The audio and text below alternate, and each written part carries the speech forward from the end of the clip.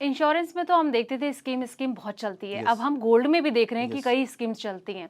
कई लोगों से जब मैंने बातचीत भी की तो वो कह रहे हैं कि हम तो इस स्कीम का फ़ायदा उठाते हैं यस ताकि जो मेकिंग चार्जेस है वो घट जाती है, वो यस हट जाती है, उसका हमें बेनिफिट मिलता है। तो क्या लगता है कि इससे आने वाले वक़्त में बेनिफिट मिल सकता है कि जो लोग इस चीज़ को लेकर ज़्यादा ध्यान दे रहे थे? देखिए बिल्कुल ज्वेलर्स बहुत स्कीम चलाते हैं क्योंकि प्राइस बढ़ रहा है और आप ये मान के चलिए कि जो जनरली जो लोग ज्वेलर्स स्कीम चलाते हैं वो 12-12 महीने की स्कीम्स चलाते हैं। उनका ये मानना है कि 12 महीने बाद गोल्ड का प्राइस ये हो जाएगा, तो आप हर महीने अमाउंट देकर आप 12वें महीने में जाके ज्वेलरी ले सकते हो। तो एक तरीके से उनका क्लाइंट भी बन जाता है और ज्वेलरी भी ले लेते हैं। साथ में हमने गोल्ड लोन में काफ़ी अच्छी डिमांड देखी है। लोग अब गोल्ड को ले लेते हैं, फिर उसको बाद में उसके लोन वापस ले लेते हैं उसमें, तो वो भी बहुत अच्छा ट्रेंड चल रहा है। तो गोल्ड का अब धीरे धीरे लोग समझ रहे हैं कि क्या यूज़ होना चाहिए। पहले लोग क्या करते थे, गोल्ड लेते थे लॉकर में रख देते थे।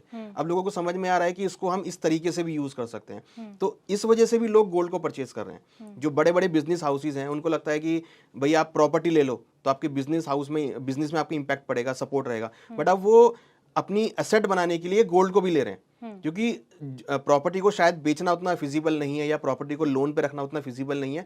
बट गोल्ड एक ऐसा प्रोडक्ट है, अगर आपके पोर्टफोलियो में गोल्ड है या किसी कंपनी की एसेट में गोल्ड है तो वो उस एसेट को गिरवी रख के तुरंत लोन ले सकता है। उसको वर्किंग कैपिटल चाहिए, वो गोल्ड को तुरंत रख के हैंड टू हैंड ले सकता है। उसमें कोई टाइम नहीं, आपको विदिन 24 आवर आपको मिल जाता है अमाउंट, जबकि प्रॉपर्टी में शायद टाइम लगे। तो इस वजह से भी डिमांड गोल्ड की बढ़ रही है। तो गोल्ड की डिमांड फिजिकल फॉर्म में भी है, साथ में गोल्ड लोन को लेकर भी डिमांड इंक्रीज हो रही है और कहीं ना कहीं जो डिजिटल गोल्ड में बहुत यूसेज है। यस यस यस तो डिजिटल गोल्ड के भी जो यूसेज है बहुत इंक्रीज हुए हैं। काफी प्लेयर्स हैं मार्केट में जो डिजिटल गोल्ड को भी यूज कर रहे हैं और लोग पसंद भी कर रहे हैं। लेकर आपने डीमैट में रख लो, लेकिन बाइंग ज्यादा है फिर सेलिंग कम है, ये भी तो थोड़ा प्रॉब्लम तभी तो गोल्ड का भाव ऊपर आ रहा है। डिमांड बढ़ रही है, सेलिंग बहुत कम है। तो क्योंकि जो लोग गोल्ड लेते हैं वो उसको सिर्फ रख लेते हैं।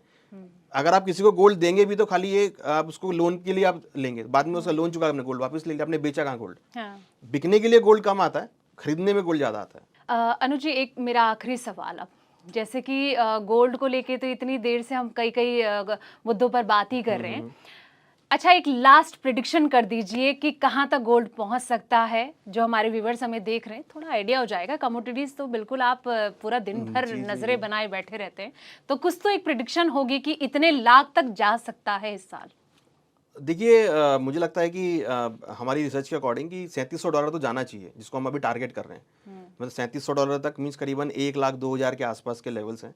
हम बहुत ऑप्टिमिस्टिक लेवल नहीं दे रहे हैं क्योंकि हमें लगता है कि अभी आप देखेंगे तो करीबन 94-95 के आसपास रेट चल रहा है। तो हम इवेंचुअली कर रहे हैं कि हाँ 1,02,000 तक के लेवल आ सकते हैं। $3700 इज अ राउंड फिगर जो कि आ सकता है। $3700 ब्रेक होगा देन विल रिवाइज कि क्या नेक्स्ट टारगेट हो सकता है, क्योंकि ऑलरेडी प्राइस काफी इंक्रीज हो चुके हैं और हमने देखा बीच में बड़ा करेक्शन भी आया था इसमें। तो हम वेट भी कर रहे हैं कि अगर करेक्शन आता है तो वो बहुत अच्छा अपॉर्चुनिटी की खरीदारी करने के लिए। तो हमें लगता है कि $3700 या 1,02,000 के आसपास के लेवल आपको गोल्ड में देखे जा सकते हैं।